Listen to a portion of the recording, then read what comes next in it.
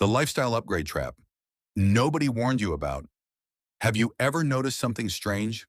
A person gets a raise, then another raise, a promotion, a better job, and yet somehow they don't feel financially secure. Their income grows, but their stress doesn't disappear. Their paycheck gets bigger, but their bank account never seems to catch up. And if we're being honest, many people quietly assume that financial comfort is just one more raise away. But for millions of working professionals across the United States and Europe, that raise never seems to solve the problem. Because the issue isn't always income. Sometimes it's what happens after the income arrives. And that's where the lifestyle upgrade trap begins. Imagine someone named Daniel. Daniel is 29 years old and lives in a medium-sized city. A few years ago, he graduated from university and landed his first professional job. After taxes, he was bringing home about $3,200 per month. Money felt tight. His apartment wasn't great. His car was old. Vacations were rare. Eating out felt like a luxury. Back then, Daniel constantly told himself the same thing. When I earn more, everything will get easier. Fast forward 5 years. Daniel now earns significantly more. After taxes, his monthly income has increased to around $5,500. On paper, that's a major improvement. But his financial life looks very different now. His apartment is nicer, his car is newer, his phone is upgraded every couple of years, his wardrobe has improved, weekend trips happen more often, subscription services have quietly multiplied, and somehow, despite earning over $2,000 more each month, Daniel still feels financially constrained.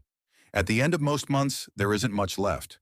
Not because he is irresponsible, not because he is careless, but because every increase in income was followed by an increase in lifestyle. This pattern is so common that many people barely notice it happening. The first upgrade feels reasonable. A slightly better apartment, a safer neighborhood, a newer car, a few more conveniences, nothing extreme, nothing reckless. But over time, these small upgrades stack on top of one another, and eventually what once felt luxurious starts feeling normal. This is the part nobody talks about. Most financial struggles aren't created by one huge decision. They're created by dozens of small upgrades that slowly become permanent expenses. And once those expenses become part of daily life, they become surprisingly difficult to reverse. Let's look at some simple numbers. Imagine Daniel's monthly take-home pay is $5,500. His rent is $1,800. His car payment is $450. Insurance costs another $180. Student loan payments are $350. Utilities and internet total $250.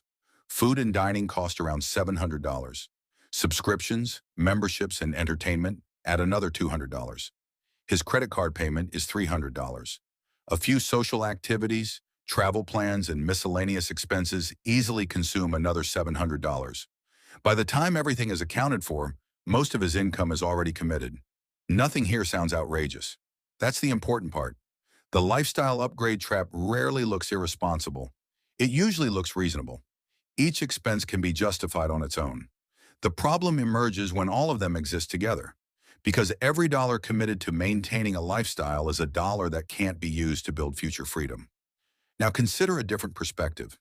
Imagine that instead of spending an additional $800 per month on lifestyle upgrades over several years, Daniel invested that money.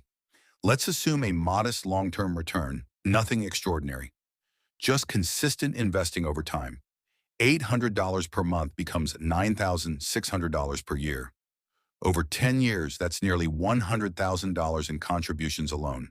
With investment growth, the total could be substantially higher. The point isn't the exact number. The point is the trade-off. Every recurring expense carries a hidden opportunity cost, not just today, but every month moving forward. And this is where the conversation becomes less about money and more about psychology, because most people don't upgrade their lifestyles due to poor financial knowledge. They do it because they're human. Humans compare, humans adapt, humans seek comfort, and modern society constantly encourages all three. Think about social media for a moment. A friend buys a new car, someone else moves into a beautiful apartment, another person posts photos from a vacation, a colleague upgrades to a luxury vehicle after a promotion. None of these events directly affect your financial situation, but they influence your perception of what is normal.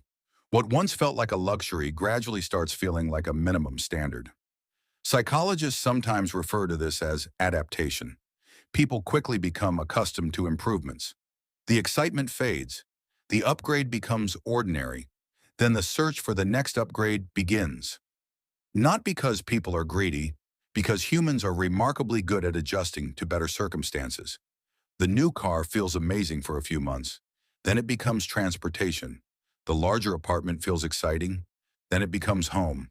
The expensive purchase that once felt special becomes part of the background. And the financial commitment remains long after the emotional reward disappears. This creates a cycle. Work harder, earn more, upgrade lifestyle, adjust to lifestyle, feel normal again, seek another upgrade, repeat. The cycle can continue for decades. What's particularly interesting is that many people who appear wealthy are actually highly dependent on their current income. If their paycheck stopped tomorrow, their lifestyle would become difficult to maintain. Meanwhile, some individuals who appear less impressive on the surface may be building substantial financial security behind the scenes. This is one of the biggest differences between visible wealth and actual wealth. Visible wealth is easy to see: the car, the watch, the apartment, the vacations. Actual wealth is often invisible. It's the investments nobody talks about, the savings account nobody posts online, the debt that doesn't exist, the freedom to make choices without financial panic, the ability to walk away from a job if necessary, the ability to handle unexpected expenses without stress. Those things rarely attract attention, but they create something far more valuable than status. They create flexibility, and flexibility is one of the most underrated forms of wealth. Now imagine Daniel 10 years later if nothing changes. His income continues to rise, but so do his expenses.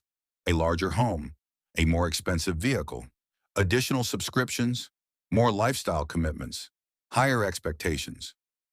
On the surface, life looks successful, yet financially, he remains dependent on every paycheck. Retirement feels distant. Investment accounts grow slowly. Unexpected expenses create stress. And despite earning more than ever, true financial freedom never seems to arrive. Not because he failed, not because he lacked intelligence, but because every increase in income was immediately absorbed by lifestyle expansion. Now compare that with someone who thinks differently, not someone who avoids enjoyment, not someone who lives an extreme minimalist lifestyle, just someone who understands the difference between improving life and continuously upgrading it. When income rises, they allow some lifestyle improvement, but not all of it. They create space between earning and spending. They recognize that every permanent expense deserves careful consideration, because today's convenience often becomes tomorrow's obligation. They focus less on appearing successful and more on becoming financially resilient.